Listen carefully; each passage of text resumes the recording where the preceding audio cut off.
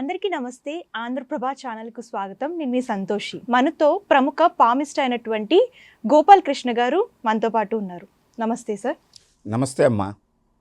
అంటే యాక్చువల్గా సైన్స్ పరంగా చూసుకున్నట్లయితే ఈ రేఖలు ఎలా ఏర్పడతాయి అంటే తల్లి కడుపులో ఉన్నప్పుడు ఇలా ముడుచుకొని ఉంటాం కదా, సో అప్పుడు ఈ రేఖలు ఏర్పడతాయి. ఈ రేఖల్ని చూసి జీవితం గురించి ఎలా చెప్తారని చెప్పేసి చాలా వాదనలు ఉన్నాయి.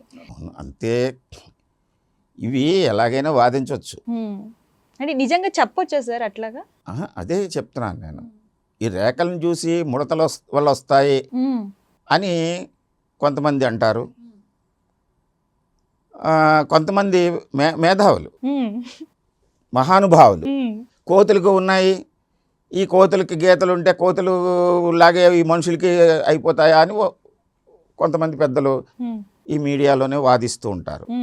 అది వారికి చెందినటువంటి శాస్త్రం కాదు. అంటే సాముద్రిక శాస్త్రం వారిది కాదు. కానీ వేదిక ఉంది కదా అని చెప్పేసి మనం మాట్లాడకూడదు. దాని లోతుల్లోకి వెళ్ళి చూడాలి, అనుభవించి చూడాలి. ఇక్కడ ఈ గీతలు అలాగే ఏర్పడినాయి అనుకుందాము కొంతసేపు. అలా ఏర్పడినప్పుడు మానవాళి అంతా కూడా ప్రాంతాలు వేరైనా, దేశాలు వేరైనా, కులాలు వేరైనా, మతాలు వేరైనా, ఎక్కడ పుట్టినా వ్యక్తులందరూ కూడా మనుషులే. రెండు వర్గాలుగా ఉన్నాం మనం. అంటే రెండు రకాలుగా ఉన్నాం, స్త్రీలు పురుషులు. ఓకే, వీళ్ళందరికి కూడా బ్లడ్ గ్రూప్ చూస్తే 6 రకాలుగా ఉంటుంది. ఏ పాజిటివ్, ఏ నెగిటివ్, ఏబి పాజిటివ్, ఇలాగా. అంటే వీళ్ళ యొక్క జీవితంలో ఏదైనా అవయవం కానీ, కన్ను కానీ, ముక్కు కానీ, కాలేయము కానీ, గుండె కానీ, మూత్రపిండాలు కానీ వీటిని మార్చవచ్చు. అంటే బ్లడ్ కానీ ఒకళ్ళకి ఇంకొకరికి మార్చేయచ్చు. అంతే కదా. అంటే అది సిమిలారిటీ ఉంది కనుక దేంట్లో అవయవాల్లో ఉంది. జీవితంలో కానీ, ఆలోచనలో కానీ, వాళ్ళ కర్మలో కానీ సిమిలారిటీ ఉండదు. కవల పిల్లలు ఇద్దరు పుట్టినా, ఒకే తల్లి గర్భాన్ని పుట్టినా కనీసం వాళ్ళకైనా ఒకలా ఉండాలి కదా ముడతలు. అంటే కవల పిల్లలకి ఒకలా ఉండవా సార్?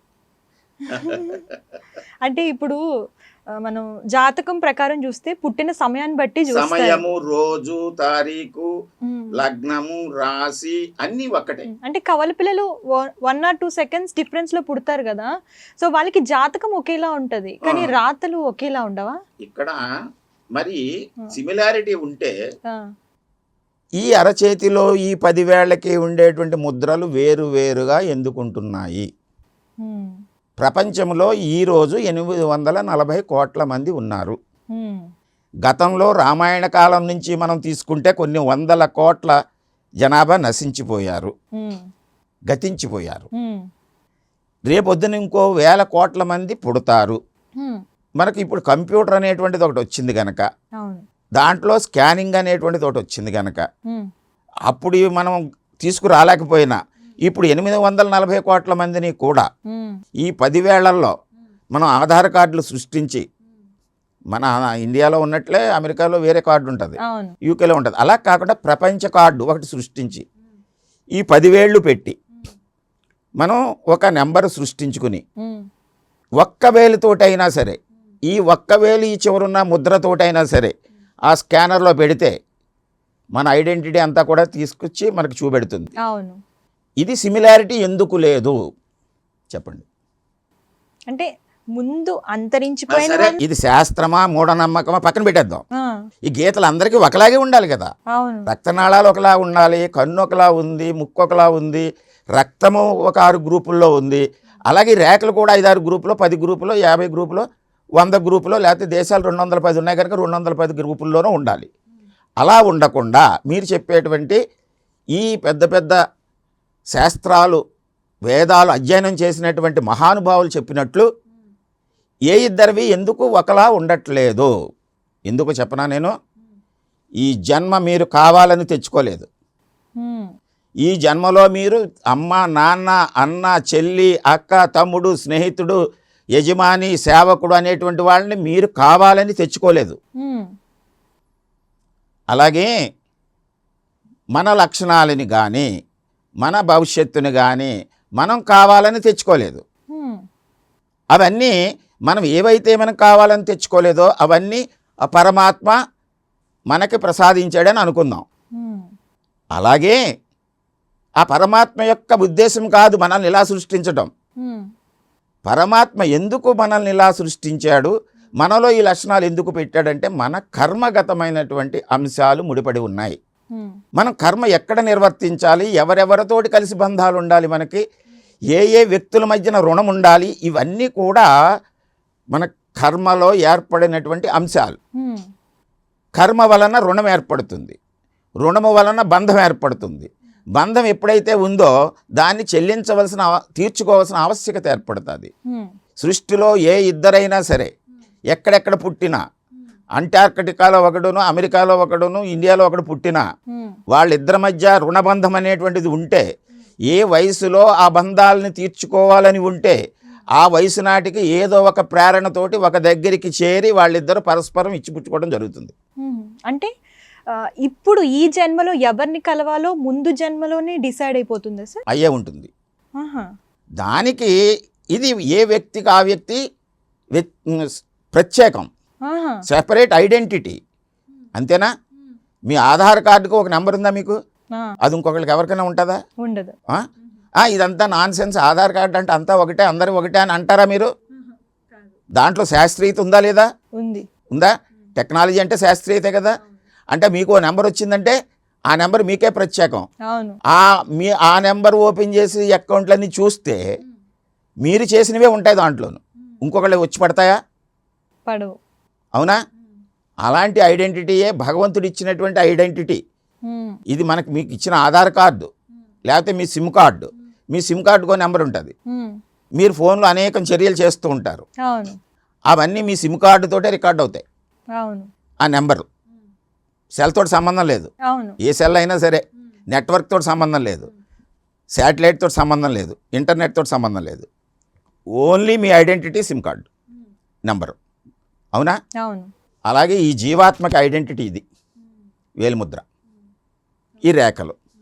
అంటే మీరు అన్నట్టుగానే ఇంతకు ముందు పుట్టి మరణించిన వాళ్ళకి ఎవ్వరికి కూడా అంటే రిపీటెడ్గా ఏమీ ఉండదు, ఒక్కొక్కరికి ఒక్కొక్కలా ఉంటుంది. గతంలో మనమే గత జన్మలో ఉన్న ఈ ముద్ర ఉండదు. బాడీ మారిపోయింది కదా. ఈ సిమ్ కార్డు మీరు తీసుకున్నారండి, 1G ఫోన్లో వేసారు గతంలో. అప్పుడు ఓన్లీ మాట్లాడుకున్నారు. తర్వాత 2Gలో వేసారు, మెసేజ్లు పంపుకున్నారు. తర్వాత 3Gలో వేసారు, ఫోటోలు పంపుకున్నారు. 4G 5Gలోకి వచ్చారు, సినిమాలు ఇవన్నీ పంపుతున్నారు. సెల్ మారుతుంది కానీ సిమ్ కార్డు ఒకటే. ఈ ట్రాన్సాక్షన్స్ అన్నీ ఇంటర్నెట్లో రికార్డ్ అవుతాయి. సెల్లలు ఎన్ని మార్చినా, అంటే ఈ శరీరం మారిపోయినా ఇంకో జన్మ ఎత్తామంటే ఇంకో శరీరంలోకి వెళ్తాం. జీవానికి 7 జన్మలు అంటారు కదా. 7 కాదు, అదే మామూలుగా 7 జన్మలతోటి మనకి లింక్ ఉంటుంది. ఎలాగో చెప్పనా? అంటే 7 జన్మలతోటి లింక్ ఉంటుంది. 7 తరాలు అంటాం మనం. ఇక్కడ జన్మలు కాదు, ఏదో పాటల్లో అలా చెప్తారు 7 జన్మలు. 7 జన్మలు కాదు. మనం పాపం పుణ్యం అని మనం ఏదైతే అనుకుంటామో అది పరిపూర్ణం అయ్యే వరకు 0 అయిపోవాలి.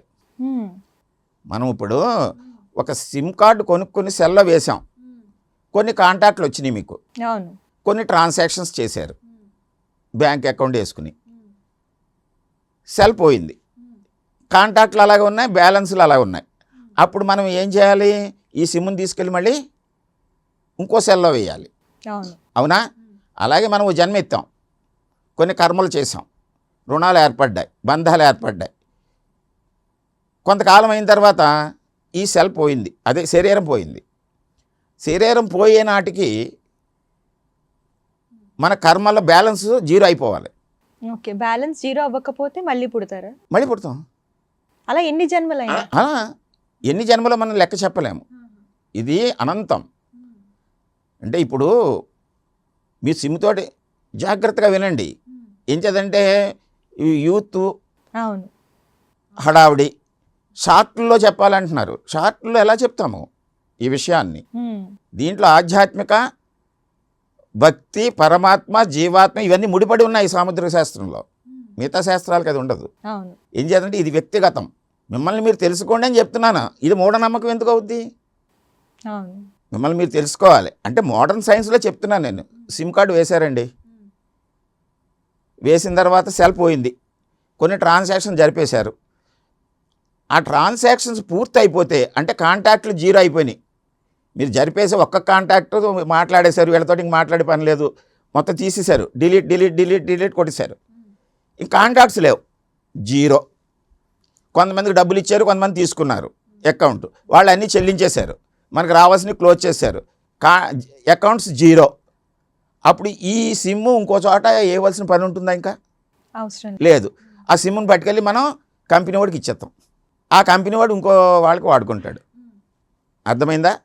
ఈ జీవాత్మ ఈ జన్మలో కొన్ని రుణబంధాలు ఏర్పరచుకుని కొన్ని కర్మలు చేసినప్పుడు, ఆ కర్మలకి బంధాలు ఏర్పడినప్పుడు కాంట్రాక్ట్లు ఉండిపోయినాయి, అలాగా కర్మబంధాలు ఉండిపోయినాయి, వాటిని జీరో అవ్వలేదు. అవ్వకపోయినప్పుడు మళ్ళీ శరీరాకృతిని పొందుతుంది. దీన్ని మేనేజ్ చేసేటువంటి వాడు పరమాత్మ. ఇంటర్నెట్ ఏ నెట్వర్క్లో వేయాలి, ఏ శాటిలైట్ తోటి అనుసంధానం అవ్వాలి ఆయన చూసుకుంటాడు. అంటే ఈ జన్మలో ఇప్పుడు నేను అమ్మాయి కింద పుట్టాను కదా, నెక్స్ట్ జన్మలో కూడా ఇలాగే పుడతానంటారా? అలాగనేమీ లేదు. ఈ జన్మలో అమ్మాయి కింద పుట్టారు, ఇంకా యాంకరింగ్ చేస్తున్నారు ఇక్కడ. ఇంకా గత జన్మలో కొన్ని బ్యాలెన్స్ ఉండిపోయినాయి అనుకోండి, ఈ జన్మలో కంప్లీట్ అవ్వలేదు. ఈ జన్మలో మళ్ళీ మనం కొత్తగా చేసుకున్నాం అనుకోండి, అప్పుడు పాతవి కొన్ని బ్యాలెన్స్ ఉండిపోయి కొత్తవి మళ్ళీ యాడ్ అవుతూ ఉంటాయి, ఓకే, కొన్ని క్లియర్ అవుతూ ఉంటాయి. యాంకరింగ్ చేసేసి ఈ కార్యక్రమం అయిపోయింది, ఇంకోటి ఏదో చేయాలి మీరు. లేకపోతే వచ్చే డాక్టర్ అయ్యి ఇంకా ఏవో ఆపరేషన్ చేయాలనుకోండి, అప్పుడు మళ్ళీ వచ్చే జన్మలో మళ్ళీ పుడతారు. ఆ శరీరాకృతితోటి ఆ తెలివితేటలతోటి పుడతారు. శరీరాకృతి అంటే ఆ పని చేసేది. లేకపోతే యుద్ధంలోకి వెళ్ళి సైనికుడు అవ్వాలి మీరు, అప్పుడు మగవాడిగా పుడతారు, శరీరాకృతి దృఢంగా ఎత్తుగా లావుగా ఉంటారు. దానికి సంబంధించిన టెక్నాలజీ బాంబులు వేయటానికి లేకపోతే తుపాకులు పెట్టడానికి ఆ నాలెడ్జ్ని కలిగి ఉంటారు, ఆ రకమైనటువంటి ఆలోచన తెలివితేటలు కలిగి ఉంటారు. అటువంటి లక్షణాలన్నీ కూడా మన అరచేతిలో కనిపిస్తాయి, అరచేతిలో కనిపిస్తాయి. మీరు చేసే పనులు ఎలా చేస్తారు అనేటువంటివి కర్మలు, కర్మ ఫలితాలు రేఖల్లో ఉంటాయి. మనం చేయటమా మానటమా అనేటువంటి గుణము అంటాం దాన్ని. మీకు మనుషులు మన భగవద్గీతలో చెప్తారు, కృష్ణ పరమాత్మ అవును, ఎవరికి చెప్పారు? అర్జునుడికి చెప్పాడు. అర్జునుడంటే జీవుడు, కృష్ణుడంటే పరమాత్మ. పరమాత్మ, జీవుడంటే జీవాత్మ. మీరు అద్దం ముందు నుంచున్నారనుకోండి, అద్దం ముందు నుంచున్నప్పుడు మీరు కనబడతారు, మీ యొక్క ప్రతిబింబం అద్దంలో కనిపిస్తుంది. అప్పుడు అద్దంలో ఉన్న కనిపించిన ప్రతిబింబం ఏం చెప్పొద్ది? మీ పేరేమిటన్నారు? సంతోషి. సంతోషి, నువ్వు ఇలా ఉండకూడదు, ఇప్పుడు యాంకరింగ్కి వెళ్తున్నావు, ఈ డ్రెస్ వేసుకోవాలి, ఇలా చెయ్యాలి, ఇలా చేయాలని చెప్తుంది. అది అద్దంలో కనిపించింది ఎవరన్నమాట? నేనే. అంతరాత్మ. అంతరాత్మ, అంతరాత్మ మీరే. అంతరాత్మ యొక్క లోపలి రూపం పరమాత్మ. ఇక్కడ పరమాత్మ అంతరాత్మ, పరమాత్మ కృష్ణుడు, శరీరం అర్జునుడు. అంటే ఇక్కడ ఇద్దరు రెండు లేవు, ఒకటే. అయితే శరీరములో ఉన్నటువంటి ఈ జీవాత్మలో శక్తి ఏదైతే ఉందో అంతరాత్మకు ఎలా తెలిసింది మీరు ఇలా ఉన్నారని? అది శక్తివంతమైనటువంటిది. అలాగే మన లోపలి భావాలు ఎలా ఉన్నాయో చెప్పేటువంటి ఈ పరమాత్మ ఏం చెప్పాడు? నువ్వు ఎలా వచ్చావు? గుణకర్మల వలన వచ్చావు నువ్వు. మనిషి ఎలా పుట్టాడు? గుణకర్మల వలన. గుణము వలన, కర్మల వలన. గుణము అంటే స్వభావము, కర్మ అంటే చేసే పని. ఈ రెండిటి వల్లనే మనుషులు విభజింపబడ్డారు. దాన్ని 4 రకాలుగా చెప్పారు. వర్ణము అన్నారు, చాతుర్వర్ణం మయా సృష్ట. గుణ కర్మ విభాగశః అన్నారు. గుణము, కర్మ. మయా సృష్ట, నేను సృష్టించాను. నేనంటే ఎవరు ఇక్కడ? మీరే. మీరే మీ వ్యక్తిత్వాన్ని నిర్మించుకున్నది మీరే. అంటే పరమాత్మ రూపంలోకి వచ్చి అర్జునుడికి చెప్తున్నాడు. ఎందుకని చెప్పవలసి వచ్చింది అక్కడ అర్జునుడికి? నేను ఈ పామిస్ట్రీకి దీనికి రిలేషన్ ఉంది, చెప్తాను. మరి ఎందుకు చెప్పవలసి వచ్చింది? యుద్ధం చేయను అన్నాడు, అవునా? నేను యుద్ధం చేయను అన్నాడు. ఎందుకని చేయను అన్నాడు? మమకారం అనేటువంటిది పాశం పట్టుకుంది కనుక. మనస్సుతోడు మమకారం వచ్చింది. మమకారం, మా వాళ్ళందరూ అక్కడ వాళ్ళందరినీ చంపడం ఏమిటి అని ఆపేశాడు. అప్పుడు ఏమన్నాడు కృష్ణుడు? నువ్వెవరో తెలుసుకో, నువ్వేమిటి, నువ్వు చేయవలసిన పని ఏమిటి, నీ గుణం ఏమిటి. గుణము అంటే గుణాలు 3, సత్వ రజ తమో గుణాలు. సత్వగుణంతో, రజోగుణంతో, తమో గుణంతో మనుషులు ఉంటారు. అయితే కర్మలను బట్టి చాలా రకాలుగా ఉంటారు. కర్మలు చాలా రకాలు చేస్తారు. కర్మలను బట్టి, గుణాన్ని బట్టి మనిషి మనం 4 రకాలుగా విభజించాం. గుణాలు, కర్మలు, ఇవి 2 మిళితమైతే చాలా కాంబినేషన్స్ వస్తాయి. అంటే సత్వగుణంతో, జ్ఞానంతో చేసేటువంటి కర్మ, జ్ఞానముతోటి చేసేటువంటి కర్మ, తెలివితోటి చేసేటువంటి కర్మ, జ్ఞానము యొక్క శక్తితోటి చేసేటువంటి కర్మ, శరీరంతో చేసే కర్మ 4. జ్ఞానముతోటి సత్వగుణంతో చేసేటువంటి కర్మ, జ్ఞానముతోటి రజోగుణంతో చేసేటువంటి కర్మ, జ్ఞానముతోటి శరీరంతో చేసే కర్మ, జ్ఞానముతోటి శక్తితోటి చేసేటువంటి కర్మ, రజోగుణముతోటి జ్ఞానంతో చేసే కర్మ, రజోగుణంతోటి శక్తితోటి చేసే కర్మ, రజోగుణముతోటి బుద్ధితోటి చేసే కర్మ, తెలివితోటి, రజోగుణముతోటి శరీరంతో చేసే కర్మ, 4 కర్మలు. తమో గుణంతో జ్ఞానంతో చేసే కర్మ, తమో గుణముతోటి శక్తితోటి చేసే కర్మ, తమో గుణముతోటి తెలివితోటి చేసే కర్మ, తమో గుణముతోటి శరీరంతో చేసే కర్మ. దాన్ని బట్టి మళ్ళీ విడిపోయారు. అంచేత ఇక్కడ నువ్వు గుణ కర్మలు ఈ రెండింటిని చూసినప్పుడు నువ్వు జ్ఞానము కలిగి ఉన్నావు, శక్తి కలిగి ఉన్నావు. శక్తిలో రజోగుణాన్ని కలిగి ఉన్నావు మనిషి.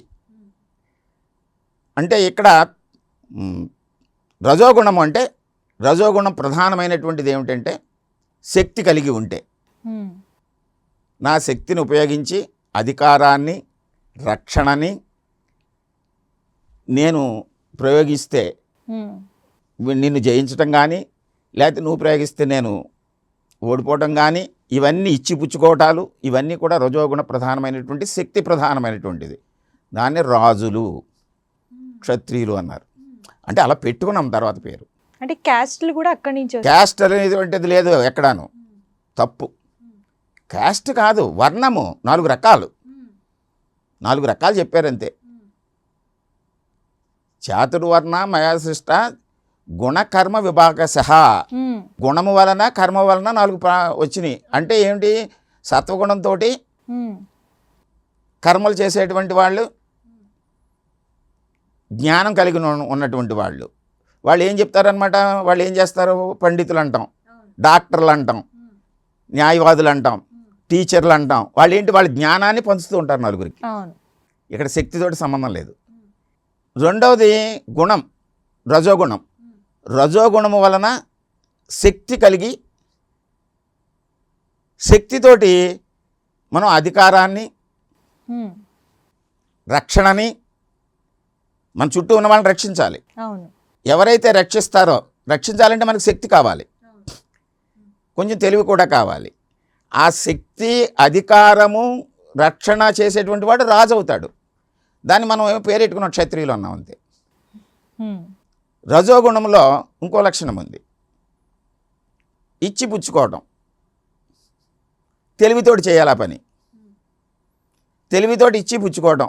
ఇంకో నేను ఇస్తున్నాను మీకు, మీరేమిస్తారు. దాంతో పుట్టుకొచ్చిన వాణిజ్యము, వ్యాపారము, ఈ లావాదేవీలన్నీ. దాన్నేమో వైశ్యులు అన్నారు. ఇంకా మూడో గుణం ఉంది, తమో గుణం. తమో గుణం అంటే నాకు అని, నాకే, నా శరీరానికి, శరీరంతో చేయాలి, శరీరంతో చేయాలి. దానికి పెద్ద నాలెడ్జ్, పెద్ద నాలెడ్జ్ అక్కర్లేదు, అవసరం లేదు, తెలివితేటలు అక్కర్లేదు, అది శక్తి అక్కర్లేదు, బలం అక్కర్లేదు. బలం అంటే ఆసక్తి కాదు, అధికార శక్తి.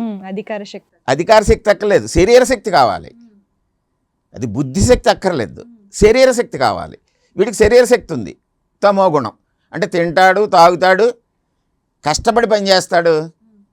కుల వృత్తులని అలా వచ్చినాయి. కుల వృత్తులు అంటే ఈ మూడు కానటువంటి వాళ్ళు అందరూ శూద్రులు అన్నారు. అక్కడి నుంచి ఇంకొక కొంతమంది మేధావులు బయలుదేరిపోయి జ్ఞానం కలిగిన వాళ్ళు తలలోంచి వచ్చారు. ఈ రక్షించేవాడేమో బాహువుల్లోంచి వచ్చాడు, వ్యాపారం చేసేవాడేమో ఉదరంలోంచి వచ్చాడు, ఇంకా మిగిలిన వాళ్ళు కాళ్ళలోంచి వచ్చేసారు. కాళ్ళు అంటే నీచం, తప్పది. కాళ్ళు లేకపోతే ఇవన్నీ ఎక్కడ నిలబడతాయి? అవునా? అంచేత ఈ మిగిలినటువంటి శరీరంతో పనులు చేసే కుల వృత్తులన్నీ లేకపోతే ఈ పైవాళ్ళు ఎలా బ్రతుకుతారు? అవును. వ్యవసాయము, రాళ్ళు కొట్టడము, ఇళ్ళు కట్టడము, మేదరి, కమ్మరి, కుమ్మరి, వీళ్ళందరూ లేకపోతే ఎలా బతుకుతారు? అవును. ఇప్పుడు మన దగ్గరికి వద్దాం. ఇప్పుడు ఈ చేతిలో ఇవి ఏం చెప్తాయి, అరచేతిలో ఏం చెప్తాయి? అరచేతిలో రేఖలు వేటి గురించి చెప్తాయి. రేఖలు ఒకటే అని మీరు రేఖలు రేఖలు రేఖలు అంటున్నారు. రేఖలు ఒకటే కాదు, అరచేయి యొక్క రంగు, స్వభావము, వేళ్ళు, వేళ్ల పొడవు, ఖాళీలు, చర్మము, దీని యొక్క మృదుత్వము, వంగేటువంటి స్వభావము, ఇవన్నీ కూడా దీంట్లో మళ్ళీ గ్రహస్థానాలు, గురుడు, శని, రవి, బుధుడు, చంద్రుడు, శుక్రుడు, కుజుడు, రాహు, కేతు స్థానాలు. అంటే అరచేతిలో గ్రహాలు కూడా వీటి యొక్క హెచ్చు తగ్గులు, వాటి మీద ఉండేటువంటి గుర్తులు, ఈ జీవితరేఖ, శిరోరేఖ, హృదయరేఖ, అదృష్టరేఖ, ఇవన్నీ కూడా మనం కలిపి చూస్తే ఇప్పుడు నేను చెప్పినటువంటి గుణము, కర్మ. గుణమేమో అరచేతిలో ఉండేటువంటి స్వభావము, రంగు, గ్రహస్థానాలు, ఎత్తు సగ్గులు, వంగేటువంటి స్వభావము. మళ్ళీ అరచేతిలో 3 భావాలు చెప్తాం మేము. 3 భావాలు: మానసిక భావము, వ్యాపార భావము, ప్రాపంచిక భావము. ఇవి ఎలా ఉన్నాయి? దాని తర్వాత కర్మగతమైనటువంటివి రేఖలు. మన కర్మానుసారం, పూర్వజన్మ సుకృతము ప్రకారం మనం చేసే కర్మల ప్రకారం ఈ రేఖలు ఏర్పడతాయి. మన యొక్క గుణాన్ని బట్టి స్వభావము ఏర్పడుతుంది. దీన్ని బట్టి ఇప్పుడు మీరు అర్థం చేసుకోండి. ఎలాగంటే చాతుర్వర్ణ మయా సృష్ట, 4 ఉన్నాయి. గుణ కర్మ విభాగశః. ఓకే, చాతుర్వర్ణం 4 వర్ణాలు. ఇప్పుడు మేము చెప్తాను, ఇలా చూడండి. 5 వేళ్ళు ఉన్నాయి మనకి. ఈ వేలు విచక్షణ.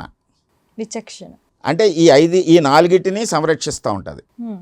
ఈ 4 గ్రహాలకి సంకేతాలు. ఈ 4 ఒకలాగే ఉంటాయా?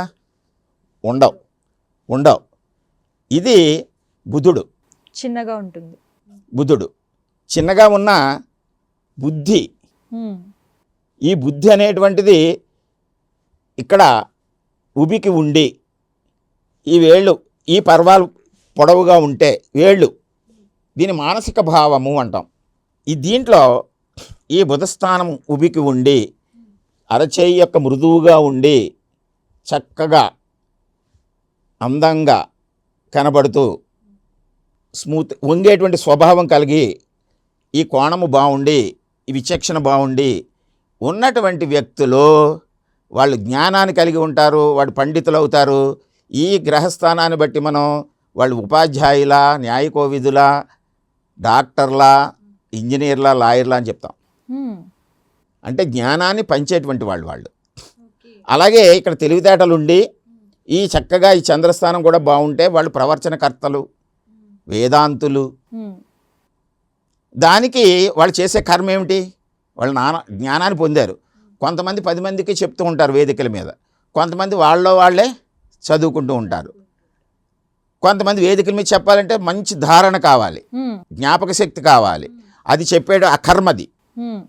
వాళ్ళు చేసేటువంటి పని కర్మ. కొంతమంది లెక్చరర్స్ అయ్యి ఆఫీసుల్లో ఇది కాలేజీల్లో చెప్తారు.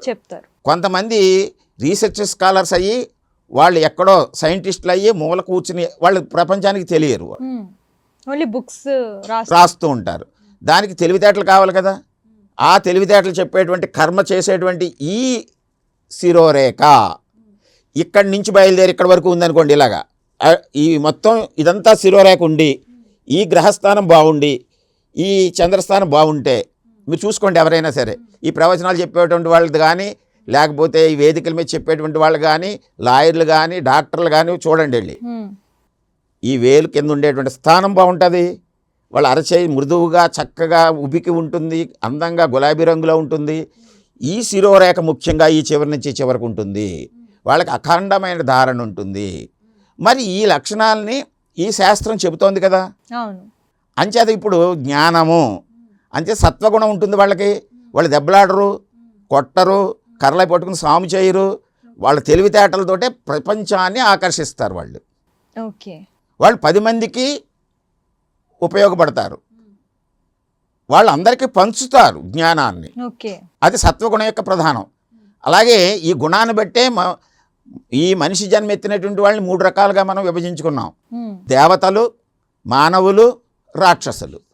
సత్వగుణ ప్రధానమైనటువంటి వాళ్ళని దేవతలు అంటాము. దేవుడు అంటే ఇచ్చేవాడే కానీ పుచ్చుకునేవాడు కాదు. అవునా? అంటే వీళ్ళు జ్ఞానాన్ని అందరికీ పంచుతున్నారు. వీళ్ళ దగ్గర నుంచి ఏమైనా ఆశిస్తున్నారా? ఆశించట్లేదు.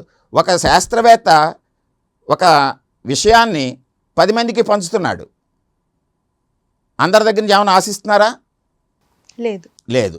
ఒక రామాయణం, భారతం వాల్మీకి, వ్యాసుడు రాశారు. అనేక యుగాలు అవి కంటిన్యూ అవుతున్నాయి. ఈ అందరూ తెలుసుకుని ఆనందాన్ని పొందుతున్నారు. ఈ ఆనందాన్ని పొందే వాళ్ళ దగ్గర నుంచి వాళ్ళు ఏమైనా ఆశించారా? ఆశించలేదు. అంచేత వాళ్ళు దేవుళ్ళు. సత్వగుణ ప్రధానమైనటువంటి వారు దేవతలు మనిషిలోనే. ఓకే, ఇంకా రెండో పాయింట్కి వద్దాము. రెండోది ఏమిటి? రజోగుణము, శక్తి. సత్వగుణంలో కూడా శక్తి ఉండొచ్చు. ఇది రవివేలు. ఈ రవివేలు కింద ఉన్నతంగా ఉండి, నేను ఇందాక చెప్పిన క్వాలిటీస్ అన్నీ ఉండాలి. మళ్ళీని అందంగా ఉండాలి, చెయ్యి రంగు ఉండాలి, మృదువుగా ఉండాలి, వంగేటువంటి స్వభావం ఉండాలి, ఫ్లెక్సిబిలిటీ ఉండాలి. ఉండి ఈ స్థానంలో ఒక నిలువురేఖ ఉండి వాళ్ళు శక్తివంతమయ్యి అధికారాన్ని చేజిక్కించుకుని మనుషుల్ని రక్షణ చేస్తూ రాజ్యాన్ని పరిపాలిస్తారు. వాళ్ళు రాజులు అవుతారు. అంటే ప్రజెంట్ రాజకీయ నాయకులు, కలెక్టర్లు, ఆఫీసర్లు. అలాగే కళల్లో కూడా వాళ్ళు ఆరితేరి కళల వలన కూడా జనాన్ని వాళ్ళు చక్కగా ఆనందింపజేస్తారు. ఇప్పుడు సినిమా యాక్టర్లు వీళ్ళు. సార్, మీ విలువైన సమయాన్ని మా కోసం వెచ్చించి మా ఆంధ్రప్రభ ప్రేక్షకులకి అందరికీ కూడా మంచి ఇన్ఫర్మేషన్ ఇచ్చారు సార్. చాలా ధన్యవాదాలు. నమస్తే అమ్మా.